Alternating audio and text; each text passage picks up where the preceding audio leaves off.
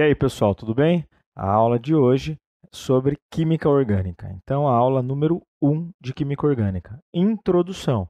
Basicamente, os compostos orgânicos são definidos a partir do século XVIII. Então, a partir do século XVIII, mais especificamente 1780, a gente tem uma definição entre o que é composto inorgânico e o que é composto orgânico, tá?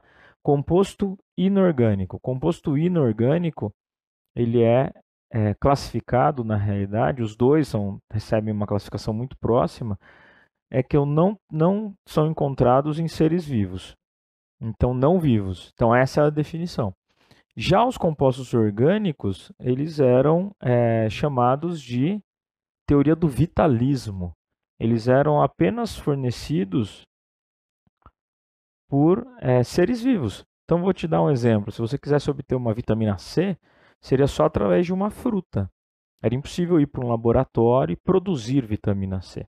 Você podia extrair, mas não sintetizar em laboratório.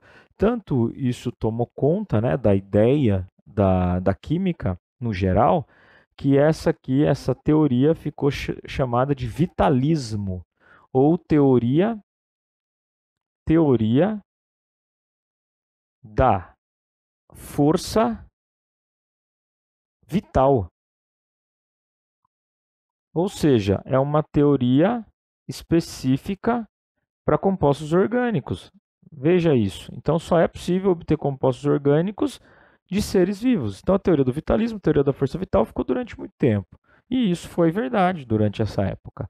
Até que, em 1828, Friedrich Wöhler ele conseguiu, no laboratório, sintetizar um composto orgânico a partir de um inorgânico. Então, ele conseguiu obter a ureia, que até então só era encontrada na urina, ou seja, em seres vivos. Ele conseguiu sintetizar, produzir a ureia a partir do cianato de amônio, que é um sal inorgânico. Ele conseguiu fazer um orgânico através de um inorgânico. Então, isso foi um grande assunto na época, uma grande virada no que é química orgânica. Tá? Então, Friedrich Wöhler tem até a fórmula aqui ó, do cianato de amônio, da ureia. Ele conseguiu fazendo isso com calor, fez um aquecimento e ele conseguiu converter a ureia. Uma síntese, né, laboratorial. E aí a gente tem a evolução da história. Em 1858, alguns pesquisadores independentes começam a se juntar, né, para tentar entender o que é então a química orgânica. E até a partir de estudos de Lavoisier, das características dos compostos orgânicos, institui-se que a química orgânica é a química do carbono. E aí, como ela é a química do carbono, eu preciso entender o que é um carbono, quantas ligações ele faz, quais são as principais características que faz desse elemento ter uma química específica só para ele. Então aqui eu tenho algumas teorias chamadas de teorias estruturais da química orgânica, que vai ser encabeçada, né, ou pelo menos mais difundida por Kekulé. Auguste Kekulé, em 1861, publica um artigo-livro, um texto, né, que ele explica as características do carbono. E aí a gente tem até em alguns livros didáticos chamando assim os postulados de Kekulé. Quais são as regras básicas? Então a gente tem o carbono é tetravalente. O que significa o carbono ser tetravalente? Significa que o carbono sempre faz 4 ligações. Então é isso que é tetravalente. Mais tarde você vai entender, né, ou se você já estudou isso em outro momento, que ele tem 4 elétrons na camada de valência, pela teoria do octeto, ele vai fechar com 8, tá? Então ele faz 4 ligações com os elétrons. Tá? E é interessante você já entender que essas 4 ligações elas são variadas.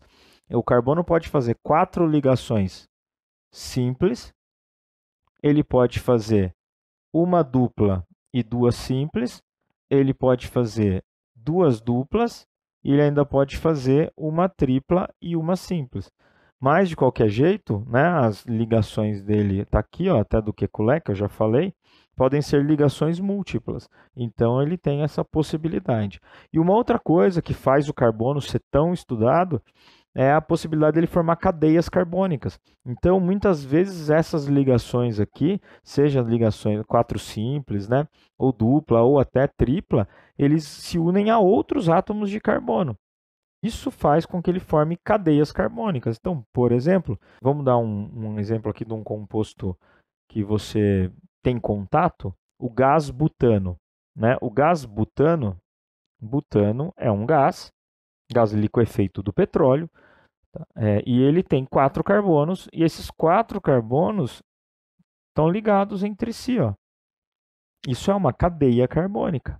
Então, a partir de agora, a gente vai começar a estudar as propriedades deles, né? Dos carbonos e das cadeias carbônicas. Então, perceba, só ligações simples entre eles. Tá, professor, mas e daí? Daí que faltam ligações. Por exemplo, esse primeiro carbono está fazendo uma ligação. Cadê as outras 3? Então, as outras 3, nesse caso específico, estão com hidrogênios, ó. Os hidrogênios estão aqui. E a gente tem que preencher com os hidrogênios. Já vai a dica número 1. Os hidrogênios devem aparecer nas ligações. Então, se aqui tem 2 hidrogênios, você pode colocar um para baixo e um para cima. A mesma coisa aqui. E a mesma coisa aqui, ó, 3 hidrogênios colocados aqui. Isso é uma cadeia carbônica. Bom, os postulados de Kekulé, ainda continuando, além das ligações múltiplas, que são essas, né, as múltiplas ligações, os ligantes são variados. Então, ele não faz ligação só entre carbono ou carbono e hidrogênio. Na realidade, ele faz ligação, você vai encontrar, né, carbonos ligados a muitos elementos. Eu coloquei aqui especialmente os ametais. Sim, especialmente os ametais.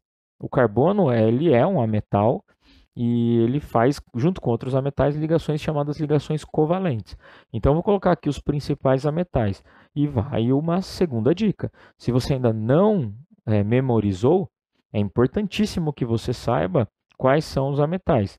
Então, tem até algumas frases para facilitar a compreensão dos ametais. E é interessante aqui, porque já está disposta, né, em ordem decrescente de eletronegatividade, que é uma propriedade que a gente vai usar muito.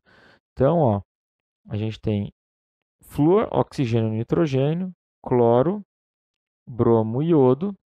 Tá, aqui é Br, então bromo, iodo, enxofre, carbono, fósforo e hidrogênio. Vamos ver se eu não esqueci ninguém? Fui ontem no clube, briguei e saí correndo para o hospital. Tá aqui, ó, uma boa frase para te ajudar.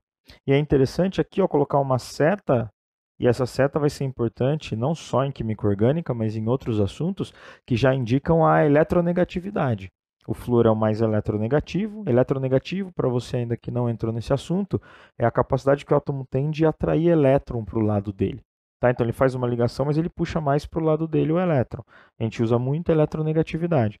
Então, algumas frases para você lembrar disso. Os outros elementos estão aqui, ó. É que eu falei mais dos ametais, porque é comum o carbono fazer ligação com mais ametais. Então, vamos para outra parte da química orgânica.